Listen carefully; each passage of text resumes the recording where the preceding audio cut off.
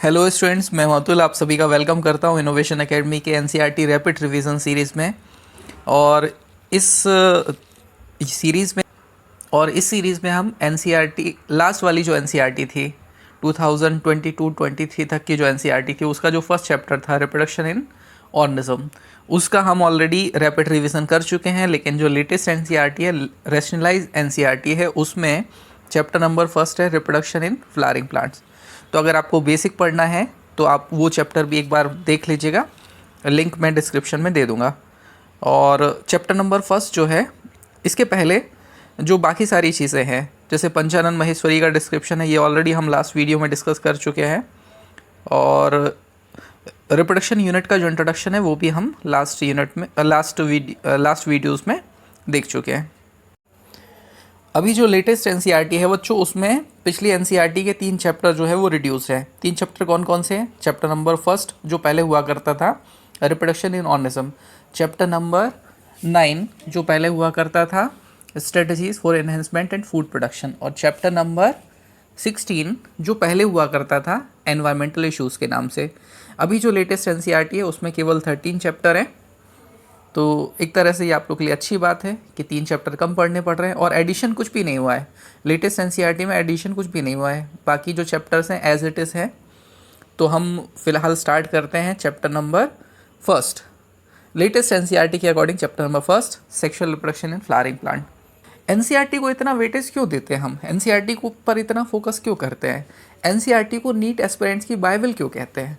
उसके पीछे वजह ये है बच्चों, क्योंकि जो नीट का एग्ज़ाम होता है उसमें 90 to 99% जो क्वेश्चंस होते हैं वो एनसीईआरटी से ही तो पूछे जाते हैं। इसके अलावा बोर्ड एग्ज़ाम की बात करें तो बोर्ड एग्ज़ाम में थोड़ा एक्सप्लोर करके पढ़ना होता है, कॉन्सेप्ट थोड़े से डिटेल में पढ़ने होते हैं आपको लिखने के लिए, थ्योरी में लिखने के लिए। लेकिन कॉन्सेप्ट तो सारे, बेसिक कॉन्सेप्ट तो सारे एनसीईआरटी के ही होते हैं। तो चाहे बोर्ड एग्ज़ाम हो, चाहे नीट हो, चाहे और भी कॉम्पिटिटिव एग्ज़ाम हो, सबके लिए आपको एनसीईआरटी को ही पकड़ के रखना है, एनसीईआरटी पर ही फोकस करना है। चलिए फिर फ़िलहाल हम जो अपना चैप्टर है उसको स्टार्ट करते हैं। Chapter number first, reproduction in flowering plant. इसके पहले जो इंट्रोडक्शन है उसकी एक लाइन मैं रिवाइज़ करा देता हूँ, हालांकि ऑलरेडी वो मैं बता चुका हूँ आप लोगों को। Biology in essence the story of life on earth. Biology क्या है? जितनी भी लाइफ फॉर्म्स होते हैं अर्थ पर, उनकी स्टोरी है। और जो लिविंग ऑर्गेनिज्म होते हैं वो अपने आप को लगातार कंटिन्यू बना के रखते हैं by the process of reproduction. किसी भी स्पीशीज़ का जो एक्सटिंक्शन हो सकता है वो 2 ही वजह से हो सकता है, एक तो नेचुरल थ्रेट्स की वजह से, दूसरा एंथ्रोपोजेनिक एक्सटिंक्शन। नेचुरल थ्रेट्स क्या होता है? नेचर की कोई ऐसी कंडीशन हो गई जिसके कारण ऑर्गेनिज्म को सर्वाइव करना पॉसिबल नहीं हुआ। सारी के सारी जो इंडिविजुअल्स हैं किसी स्पीशीज़ के, वो एकदम से ख़त्म हो गए। जैसे हमको पता है कि डायनासोर्स के एक्सटिंक्ट होने के पीछे हम कौन सी लॉजिक लगाते हैं कि एस्टेरॉइड्स के गिरने से डायनासोर एक्सटिंक्ट हो गए होंगे। सेकेंड जो वजह है वो एंथ्रोपोजेनिक एक्सटिंक्शन है, यानी कि ह्यूमन इंटरफेरेंस है। ह्यूमन ने हंटिंग के लिए या फिर इस तरह की क्लाइमेटिक कंडीशन कर दी कि ऑर्गेनिज्म को बच पाना मुश्किल हो गया है। तो ये 2 वजह हो गई किसी भी स्पीशीज़ के एक्सटिंक्ट होने की। Reproduction becomes a vital process without which species can not survive along. Reproduction के बिना कोई भी स्पीशी लंबे समय तक सर्वाइव नहीं कर सकती, रिटेन नहीं कर सकती। सिंपल सी बात है। 2 तरह का रिप्रोडक्शन का मोड होता है, सेक्सुअल रिप्रोडक्शन और एसेक्सुअल रिप्रोडक्शन। फ्लावरिंग प्लांट में रिप्रोडक्शन पढ़ना है हमको इस यूनिट में, ह्यूमन में रिप्रोडक्शन पढ़ना है और रिप्रोडक्टिव हेल्थ पढ़ना है। तो ये तो चैप्टर के फॉर्म में भी लिखा हुआ है हमारे topic. Chapter number first, reproduction in flowering plant. Chapter number second, human reproduction. Chapter number third, reproductive health. Panchanan Maheshwari के बारे में यहाँ पर दे रखा है। लास्ट वीडियो में ऑलरेडी मैंने पंचानन महेश्वरी के बारे में भी बताया, लेकिन फिर भी शॉर्ट में समराइज़ कर लेते हैं। पंचानन महेश्वरी इंडिया ही नहीं बल्कि वर्ल्ड के एक बहुत फेमस बॉटनिस्ट थे। इन्होंने अपनी शुरुआती पढ़ाई इलाहाबाद से की थी, डीएससी की डिग्री ली। उसके बाद एक इनके टीचर थे जिनका नाम था डॉक्टर विनफील्ड डडसन, उनसे ये काफ़ी इन्फ्लुएंस थे, उनके लिए कुछ ना कुछ करना चाहते थे। इनका जो मेन वर्क फील्ड था वो क्या था? एम्ब्रियोलॉजिकल एक्सपेक्ट को इन्होंने इस्टेब्लिश किया कि टेक्सोनोमी में हमको एम्ब्रियोलॉजिकल कैरेक्टरिस्टिक्स को इंक्लूड करना चाहिए, उनके बेसिस पर हमको क्लासिफिकेशन करना चाहिए। इसके अलावा इन्होंने बॉटनी का एक सेपरेट डिपार्टमेंट दिल्ली यूनिवर्सिटी में इस्टेब्लिश किया। इन्होंने कौन कौन सी फील्ड में वर्क किया? Tissue culture, test tube fertilization, intra ovarian pollination, ये सारी फील्ड्स में इन्होंने वर्क किया था। पंचानन माहेश्वरी को father of Indian plant embryology भी कहते हैं, है ना, ये चीज़ याद रखनी है आपको। इसके अलावा एनसीईआरटी का जो फर्स्ट पब्लिकेशन हुआ था वो 1964 में हुआ था, और उसको पब्लिश करने वाले जो कुछ मेन लोग थे, मेन कमेटी थी साइंटिस्ट की या फिर टीचर की, उनमें पंचानन माहेश्वरी का बहुत मेन रोल था। चलिए आगे बढ़ते हैं। Chapter number first, reproduction organism in flowering plant. ये चैप्टर बहुत इंपॉर्टेंट चैप्टर है। अगर नीट में इसके वेटेज की बात करें तो 2 से 4 क्वेश्चन इस चैप्टर से आते ही हैं, और काफ़ी बेसिक कॉन्सेप्ट है, कोर कॉन्सेप्ट है। इसके डिटेल लाइन से भी क्वेश्चंस आते हैं, ठीक है। तो इन डेप्थ पढ़ना पड़ेगा आपको इसको, लेकिन फिलहाल हम एनसीईआरटी का रैपिड रिवीजन कर रहे हैं, तो मेन कॉन्सेप्ट पे फोकस करते हैं। अगर आपको डिटेल वीडियो चाहिए तो वो वीडियो भी बहुत जल्दी आने वाले हैं। चलिए फिर टॉपिक देख लेते हैं एक बार। फ्लावर्स के बारे में बात करेंगे। A fascinating organ of angiosperm, pre fertilization structure and events, double fertilization, post fertilization structure and events, और एपोमिक्सिस एंड पॉलीएम्ब्रियन। ये सारे टॉपिक हमको डिस्कस करने हैं। फर्स्ट जो पैरा है इस चैप्टर का, उसमें एनसीईआरटी ने बेसिक चीज़ें लिख रखी हैं, और जो जितने भी फ्लावरिंग प्लांट्स होते हैं सभी क्या करते हैं, सेक्सुअल रिप्रोडक्शन शो करते हैं। फैसिनेटिंग ऑर्गन होता है एंजियोस्पर्म्स का, काफ़ी अट्रैक्टिव पार्ट होता है फ्लावर, ये तो हम जानते ही हैं। नेचर के जो कुछ अच्छे क्रिएशंस है, सबसे खूबसूरत क्रिएशंस है, उनमें से एक क्या होता है, फ्लावर होता है। ये हमको बाइसेक्सुअल फ्लावर का स्ट्रक्चर बना रखा है। बाइसेक्सुअल फ्लावर का जब आप स्ट्रक्चर देखते हैं तो ये तो ऑलरेडी आप लोग जूनियर क्लासेस में पढ़ कर आए होंगे, लेकिन फिर भी इसके जो बेसिक टर्म्स हैं वो हम एक बार रिवाइज कर लेते हैं। अगर हम एक बाइसेक्सुअल फ्लावर को देख रहे हैं, इसका मतलब उसके अंदर androecium, gynoecium, male reproductive structure, female reproductive structure दोनों हैं। अगर हम बात करें इसके सबसे नीचे वाले पार्ट्स की, तो नीचे वाला पार्ट जो होता है थैलेमस होता है, जिसको हम बेस ऑफ फ्लावर बोलते हैं, जिस पर सारे जो वर्ल होते हैं, 4 वर्ल होते हैं फ्लावर के, कैलिक्स, कोरोला, एंडोशियम, गाइनोशियम, ये सब किस पर अरेंज होते हैं, थैलेमस पर अरेंज होते हैं। बेस होता है। उसके बाद जो कैलिक्स होता है उसकी यूनिट को हम क्या कहते हैं, सेपल कहते हैं। जो कोरोला होता है उसकी यूनिट को क्या कहते हैं, पेटल कहते हैं। इसके अलावा एंडोशियम, गाइनोशियम की जो यूनिट्स होती है उनको स्टोमेन और पिस्टिल या फिर कार्पेल कहते हैं। अगर हम बात करें एंडोशियम, गाइनोशियम की यानी कि स्टोमेन की, तो स्टोमेन के 2 स्ट्रक्चर होते हैं, एक फिलामेंट, दूसरा ऊपर की तरफ bilobed structure, that is what, anther. इसी तरीके से हम बात करें पिस्टिल की, तो पिस्टिल में भी 3 पार्ट होते हैं। ऊपर वाला जो फ्लैटेड पार्ट होता है, प्लेटफॉर्म होता है, दैट इज़ व्हाट, स्टिग्मा। ये पोलन के लिए प्लेटफॉर्म होता है कि पोलन यहाँ पर लैंड करता है। इसके अलावा बीच में जो पाइप लाइक स्ट्रक्चर होता है, ट्यूबुलर स्ट्रक्चर होता है, दैट इज़ व्हाट, स्टाइल। और लास्ट में फूला हुआ बल्ज पार्ट होता है, उसको क्या कहते हैं, ओवरी। ओवरी के अंदर ओव्यूल होते हैं और ओव्यूल के अंदर फीमेल गैमेट होता है। चलिए आगे बढ़ते हैं। यहाँ पर फ्लावर की स्टडी को फ्लोरिकल्चर कहते हैं। अगर हम फ्लावर प्लांट की बात करें तो प्लांट में फ्लावर क्या होता है, साइट ऑफ सेक्सुअल रिप्रोडक्शन होता है। फर्टिलाइजेशन कहाँ होता है, ओव्यूल के अंदर होता है, एम्ब्रियो सैक में। तो ये सारी बातें हैं। चलिए main topic 1.2 pre fertilization structure and events, यहाँ से हमारा मेन टॉपिक स्टार्ट होता है, मेन चैप्टर का कोर कॉन्सेप्ट स्टार्ट होता है। सबसे पहले फ्लावर बनने के लिए क्या चाहिए होते हैं, हार्मोनल चेंजेस होने चाहिए। हार्मोनल चेंजेस होते हैं तो मॉर्फोलॉजिकल चेंजेस होते हैं, जिससे जो फ्लावर्स होता है उसका जो प्राइमोडियल जिसको हम कहते हैं वो डेवलप होता है, और उससे फिर फ्लावर का फॉर्मेशन होता है। In the flower the male and female reproductive structure, ये तो हम पहले ही बता चुके हैं। फ्लावर के अंदर मेल और फीमेल रिप्रोडक्टिव स्ट्रक्चर होते हैं। मेल फीमेल रिप्रोडक्टिव स्ट्रक्चर को हम बोलते क्या है, गाइनोशियम और एंडोशियम। अगर चलिए स्टूडेंट, अब हम समझेंगे मेल रिप्रोडक्टिव स्ट्रक्चर को। मेल रिप्रोडक्टिव स्ट्रक्चर की अगर हम बात करें तो जो एंडोशियम होता है वो किसके बंच से बना होता है, किसके वर्ल से बना होता है, स्टोमेन के वर्ल से बन के बना होता है। सर्कुलर फॉर्म में जो स्टोमेन होते हैं वो एंडोशियम फॉर्म करते हैं। अगर हम एक स्टोमेन की बात करें तो उसमें 2 स्ट्रक्चर होते हैं, फिलामेंट और एंथर। फिलामेंट क्या होता है, एक स्लेंडर स्ट्रक्चर होता है, स्टॉक होता है, जो एंथर को कनेक्ट करता है किससे, फ्लावर के नीचे वाले पार्ट से। यानी कि या तो वो प्रॉक्सिमल एंड के थ्रू किससे जुड़ा होगा, थैलेमस से, या फिर किससे अटैच होगा, पेटल से। आईएमपी है, नीट में ये क्वेश्चन पूछा गया है। ऑरेंज कलर वर्ड यूज़ किया है, टेट्रागोनल। टेट्रागोनल का मतलब क्या होता है, 4 एंड होते हैं, 4 माइक्रोस्पोरेंजिया होते हैं और उनके 4 कॉर्नर्स होते हैं, इसलिए टेट्रागोनल होता है। और माइक्रोस्पोरेंजिया कहाँ लोकेटेड होते हैं, कॉर्नर्स पे लोकेटेड होते हैं हर लोब में। माइक्रोस्पोरेंजिया के अंदर क्या होता है, पोलन सैक्स होते हैं जिसके अंदर कॉम्पैक्टली पोलन गेन्स फिल्ड होते हैं। अगर हम बात करें स्ट्रक्चर ऑफ माइक्रोस्पोरेंजिया की, तो माइक्रोस्पोरेंजिया क्या है, एंथर में माइक्रोस्पोरेंजिया होते हैं, माइक्रोस्पोरेंजिया के अंदर पोलन गेन्स होते हैं। अगर हम एक टिपिकल एंजियोस्पर्मिक एंथर को देखेंगे तो ये बाइलोब्ड होता है और हर लोब में दो क्या होते हैं, माइक्रोस्पोरेंजिया होते हैं और माइक्रोस्पोरेंजिया कवर्ड होते हैं एक लेयर से, कवरिंग से, जिसको हम थीका कहते हैं। तो इसका मतलब क्या हो गया, हर लोब कैसा है, डाइथीकस है।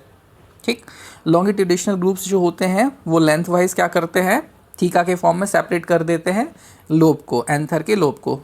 तो दो लोब में, एक लोब में दो थीका होते हैं, इसलिए जो एंथर होगा वो क्या हो जाएगा, डाइथीकस हो जाएगा। एक लोब डाइथीकस हो जाएगा, एंथर तो वैसे देखा जाए तो टेट्राथीकस होगा। ठीक है, तो कंफ्यूज मत होइएगा। ओवरऑल एंथर को अगर बाइलोब्ड एंथर को आप कहेंगे तो टेट्राथीकस, और अगर एक लोब की हम बात करेंगे तो डाइथीकस। जनरली जो हर पोलन सैक होता है वो 4 लेयर से, 4 वॉल लेयर से कवर्ड होता है। इन लेयर्स के नाम क्या है, एपिडर्मिस, एंडोथीशियम, मिडिल लेयर और टैपिटम। चारों के नाम बहुत इंपॉर्टेंट है, चारों के फंक्शन भी बहुत इंपॉर्टेंट है। सबसे मेन है tapetum. The outer 3 wall layers perform the function of protection and help in dehiscence of anther to release the pollen grain। बाकी जो 3 लेयर्स हैं, 3 लेयर्स कौन कौन सी है, एपिडर्मिस, एंडोथीशियम, मिडिल लेयर, इनके फंक्शन क्या है, इनके फंक्शन है प्रोटेक्ट करना, और दूसरा क्या फंक्शन है, डाइसेंस ऑफ एंथर, एंथर का डाइसेंस। जब एंथर का डाइसेंस होता है यानी कि एंथर जब फटता है, पोलन ग्रेन जब बाहर निकलते हैं, तो उसको क्या कहते हैं, डाइसेंस ऑफ एंथर। तो एंथर के डाइसेंस में कौन हेल्प करता है, एंडोथीशियम लेयर होती है वो हेल्प करती है। The inner wall is tapetum, सबसे अंदर वाली वॉल क्या है, टैपिटम है। अब ऑरेंज हाइलाइटर से हाईलाइट किया गया है, इसका मतलब आप समझ सकते हैं। It nourishes the developing pollen grain, ये क्या करने का काम करती है, ये कंज्यूम हो जाती है। कब, जब माइक्रोस्पोर से पोलन ग्रेन का कन्वर्जन हो रहा होता है, तो पोलन ग्रेन क्या करते हैं, इसको कंज्यूम कर लेते हैं न्यूट्रिटिव टिश्यू के फॉर्म में। Cells of the tapetum possess dense cytoplasm and generally have more than 1 nucleus. इसके अंदर एक से ज़्यादा न्यूक्लियस होते हैं क्योंकि इसके अंदर फ्री न्यूक्लियर डिवीजन हो रहा होता है और इसका साइटोप्लाज्म काफ़ी डेंस होता है, जिससे इसका आइडेंटिफिकेशन होता है, पहचान होती है। आगे हम बात करें तो हमको बता रखा है कि जो यंग एंथर होता है, यंग एंथर मैच्योर एंथर में हमको फ़र्क पता होना चाहिए, आगे डायग्राम में हमको दिया होगा, चलिए वहाँ देखेंगे। हाँ, तो यंग एंथर जो होता है उसके सेंटर में कौन सा, माइक्रोस्पोरेंजियम के सेंटर में क्या होते हैं, स्पोरोजिनस टिश्यूज़ होते हैं, और ये स्पोरोजिनस टिश्यू आगे चल के पोलन मदर सेल का फॉर्मेशन करते हैं, जिसको हम माइक्रोस्पोर मदर सेल भी कहते हैं। और माइक्रोस्पोर मदर सेल क्या कर सकती है, मियोसिस कर सकती है। इसका मतलब वो मियोसाइट सेल है। उस मियोसाइट सेल के मियोसिस से क्या फॉर्मेशन होता है, माइक्रोस्पोर टेट्राड का फॉर्मेशन होता है, और माइक्रोस्पोर टेट्राड आगे चल के माइक्रोस्पोर में कन्वर्ट होता है, और फिर माइक्रोस्पोर आगे चल के पोलन ग्रेन में कन्वर्ट होता है। तो अपन बात करते हैं माइक्रोस्पोरोजेनेसिस की। तो माइक्रोस्पोरोजेनेसिस क्या है, सिंपल सी बात है कि जो स्पोरोजिनस टिश्यूज़ होते हैं उनकी जो सेल्स होती है उसको हम क्या बोल सकते हैं, पोलन मदर सेल। और पोलन मदर सेल कौन सा डिवीजन करेगी, मियोसिस, और क्या फॉर्म करेगी, माइक्रोस्पोर टेट्राड का फॉर्मेशन करेगी। रिडक्शनल डिवीजन करके माइक्रोस्पोर टेट्राड का फॉर्मेशन करेगी। इस प्रोसेस को क्या कहते हैं, माइक्रोस्पोरोजेनेसिस। सिंपली आप बोल सकते हो कि पोलन मदर सेल से मियोसिस के थ्रू माइक्रोस्पोर का फॉर्मेशन क्या कहलाता है, माइक्रोस्पोरोजेनेसिस कहलाता है। अब यहाँ पर जो ए डायग्राम दे रखा है वो किसको दिखा रहा है, यंग एंथर को दिखा रहा है। यंग एंथर में हमको केवल कनेक्टिव्स और 2 लोब में जो हमको सेंटर वाले पार्ट जो स्पोरोजिनस टिश्यूज़ होते हैं केवल वो दिखा रखा है। ठीक है, लेयर्स के नाम लिखे हुए हैं, एपिडर्मिस, एंडोथीशियम, और सेंटर में क्या भरे हुए हैं, sporogenous tissue. Tapetum middle layer नहीं दिखाई दे रही है, लेकिन अभी ये यंग एंथर ही है। बी वाला जो डायग्राम है वो भी यंग एंथर को दिखाई दे रहा है। इसमें हमको बहुत क्लियरली मिडिल लेयर और टैपिटम लेयर भी दिखाई दे रही है। माइक्रोस्पोर मदर सेल भी दिखाई दे रहे हैं। ठीक है, माइक्रोस्पोर मदर सेल आगे चल के माइक्रोस्पोरोजेनेसिस के तो क्या फॉर्म करेंगे, माइक्रोस्पोर, देन फिर उसका कन्वर्जन किस में होगा, पोलन ग्रेन में। और ये देखिए सी वाला जो डायग्राम है वो हमको क्या दिख रहा है, मैच्योर डाइसेंस के बाद एंथर जो है वो दिख रहा है। डाइसेंस का मतलब क्या होता है, एंथर जो है वो बस्ट हो चुका है और जो पोलन ग्रेन है वो बाहर निकल रहे हैं। और यहाँ पर हमको कौन कौन सी लेयर नहीं दिखाई देंगी, यहाँ पर हमको टैपिटम नहीं दिखाई देगा, यहाँ पर हमको मिडिल लेयर नहीं दिखाई देगी, क्योंकि ये दोनों लेयर्स का कंजप्शन कौन कर लेता है, माइक्रोस्पोर कर लेता है in the process of conversion of pollen grain. चलिए आगे बढ़ते हैं। The process of microspore from the pollen mother cell through meiosis is called microsporogenesis. ये तो हम ऑलरेडी पहले डिस्कस कर चुके हैं। माइक्रोस्पोर जब बनते हैं तो पोलन मदर सेल से पहले माइक्रोस्पोर टेट्राड का फॉर्मेशन होता है, माइक्रोस्पोर टेट्राड से आगे चल के पोलन गेन का फॉर्मेशन होता है, और जब एंथर का डाइसेंस होता है तो पोलन गेन रिलीज हो जाते हैं। अब बात करते हैं पोलन गेन की। The pollen grains represent the male gametophyte. Pollen grain और माइक्रोस्पोर में क्या डिफरेंस है? माइक्रोस्पोर जो होता है वो एक तरीके से प्रो सेल है, प्री सेल है किसकी? पोलन गेन की, ठीक है, याद रखिएगा। दूसरी चीज़ क्या, जो पोलन गेन होता है क्या आप उसको मेल गैमेट बोल सकते हैं? नहीं, बिल्कुल नहीं बोल सकते हैं। क्यों? क्योंकि वो गैमेटोफाइट्स है, वो मेल गैमेट कंसिस्ट करेगा या तो at the time of dehiscence of anther pollen gain के अंदर मेल गैमेट होगा, और अगर मेल गैमेट नहीं होगा तो आगे चल के जब वो कहाँ लैंड करेगा, स्टिग्मा के ऊपर लैंड करेगा, जर्मिनेशन करेगा, तब मेल गैमेट का फॉर्मेशन होगा। तो याद रखिए पोलन गेन मेल गैमेट नहीं होता है, मेल गैमेटोफाइट होता है। मेल गैमेटोफाइट मतलब वो स्ट्रक्चर जो मेल गैमेट्स को कंसिस्ट करेगा, या तो प्रेजेंट में या फिर फ्यूचर में। ये जो कुछ पोलन गेन्स हैं इनके हमको स्ट्रक्चर दे रखे हैं। आप इनकी जो बाहर आउटर कवरिंग है जिसको एक्साइन बोलते हैं, उस पर एक पैटर्न देख रहे हैं, डिज़ाइन देख रहे हैं। ये यूनिक फीचर होता है किसी भी स्पेसिफिक पोलन गेन का। Pollen gain generally spherical shape के होते हैं। इनकी साइज़ की बात करें तो 25 to 50 माइक्रोमीटर के ये होते हैं। इनकी दो लेयर्स होती हैं, आउटर लेयर को एक्साइन, इंटरनल लेयर को इंटाइन कहते हैं। एक्साइन की अगर हम बात करें तो किसकी बनी होती है? स्पोरोपोलिन की बनी होती है। बहुत इंपॉर्टेंट है, स्पोरोपोलिन क्या है? मोस्ट रेजिस्टेंट ऑर्निक मटेरियल है। अभी तक सबसे ज़्यादा रेजिस्टेंट ऑर्निक कंपाउंड अगर कोई खोजा गया दैट इज़ व्हाट? स्पोरोपोलिन। इस पर ना तो टेम्परेचर का असर होता है, ना इस पर स्ट्रॉन्ग एसिड का असर होता, ना बेस का असर होता, और कोई भी एंजाइम इसको क्या नहीं कर पाता? डाइजेस्ट नहीं कर पाता। इन स्पोरोपोलिन के इस फीचर के कारण जो पोलन गेन्स होता है वो काफ़ी लंबे समय तक बना रहता है। यही वजह है कि जो फॉसिल्स होते हैं उनमें हमको पोलन गेन्स मिल जाते हैं, वो डिकम्पोज नहीं हो पाते हैं, वो डिग्रेडेट नहीं हो पाते due to presence of sporopollenin. याद रखना है, जहाँ पर एक्साइन एब्सेंट होती है, एक्साइन जो लेयर होती है वो डिसकंटिन्यूस होती है। डिसकंटिन्यूस होती है इसका मतलब क्या है? वो पूरे के पूरे जो पोलन गेन होता है उसको कवर नहीं करती है। कहीं कहीं पर इसमें गैप होता है, जहाँ पर गैप होता है उसको हम क्या कहते हैं? जर्म पोर कहते हैं। ओके, जर्म पोर से जो पोलन ट्यूब है उसका फॉर्मेशन होता है, जर्मिनेशन होता है जब पोलन गेन का, तब इसलिए इसको क्या बोलते हैं? जर्म पोर बोलते हैं।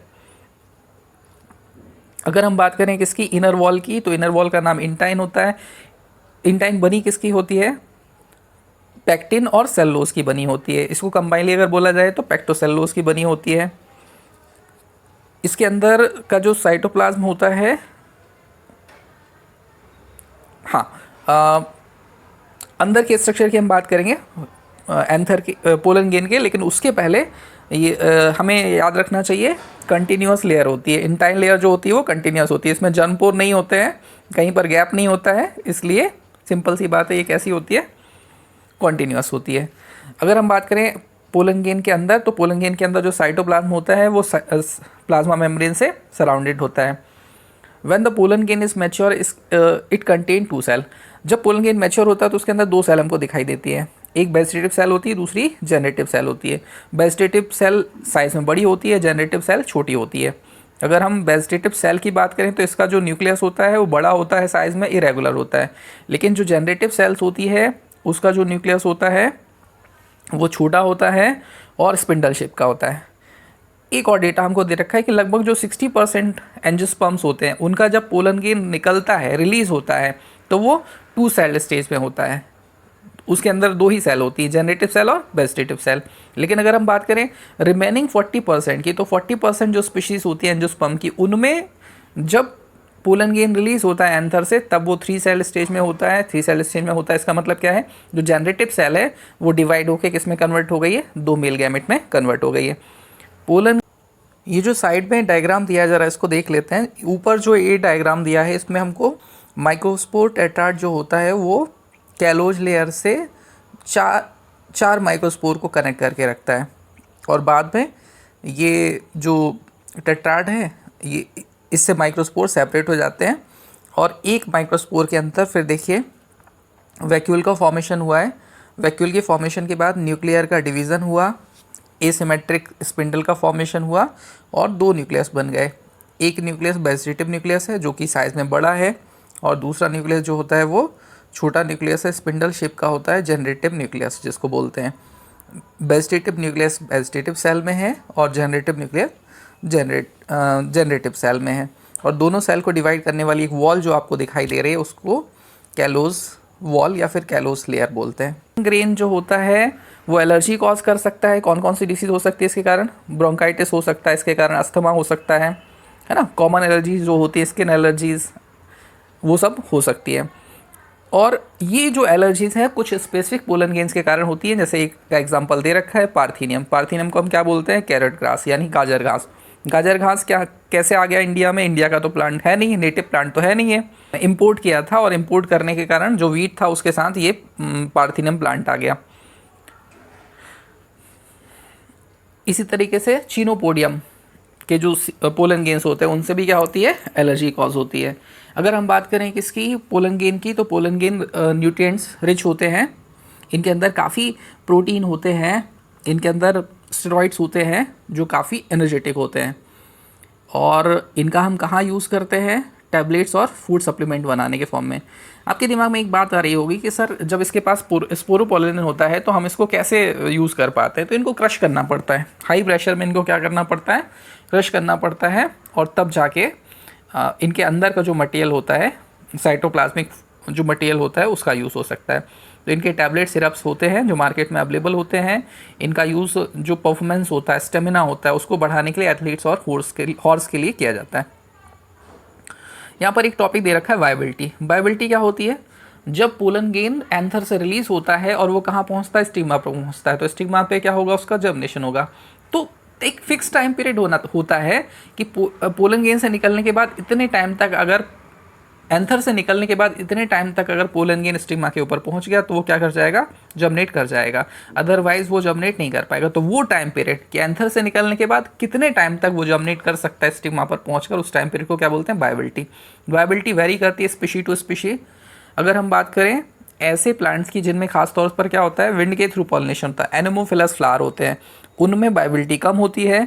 लेकिन जो दूसरे पोलन ग्रेन्स होते हैं जिनमें वाटर के थ्रू पॉलिनेशन होता है या फिर इंसेक्ट के थ्रू बायोटिक पॉलिनेशन होता है, उनमें वायबिलिटी ज़्यादा होती है।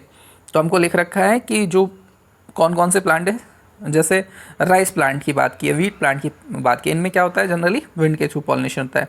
इनमें जो वायबिलिटी होती है केवल 30 मिनट्स की होती है। लेकिन कुछ plants, Rosaceae, Leguminosae, Solanaceae family के जो प्लांट्स होते हैं, इनकी वायबिलिटी जो होती है वो कुछ मंथ तक हो सकती है। वायबिलिटी जितनी ज़्यादा होगी चांसेस ऑफ पॉलिनेशन उतने ज़्यादा हो जाएंगे। सिंपल सी बात है। अगर हम क्या करते हैं, पोलन ग्रेन को -196 डिग्री सेल्सियस पे स्टोर करते हैं लिक्विड नाइट्रोजन के अंदर, ठीक है। जिस जगह पर स्टोर करते हैं उसको क्या कहते हैं? पोलन बैंक कहते हैं। क्यों स्टोर करते हैं? क्योंकि हम पोलन ग्रेन के अंदर जेनेटिक मटेरियल है ना, पोलन ग्रेन के अंदर जेनेटिक मटेरियल किसके फॉर्म में? मेल गैमेट के फॉर्म में, है ना। जीनोमिक सब्सटेंस है वो। तो जीनोम होने के कारण उसको स्टोर करेंगे और फिर हम उस पोलन ग्रेन का यूज़ करते हैं ब्रीडिंग प्रोग्राम में। डिफरेंट दो अलग अलग तरह की अगर हमको स्पीशी को क्या कराना है? क्रॉस कराना है, न्यू ब्रीड का फॉर्मेशन करना है, तो उसके लिए हमको इस पोलन ग्रेन की ज़रूरत पड़ती है।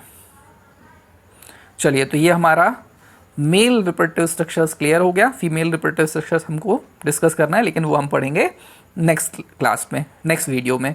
और तब तक के लिए have a nice day, good bye.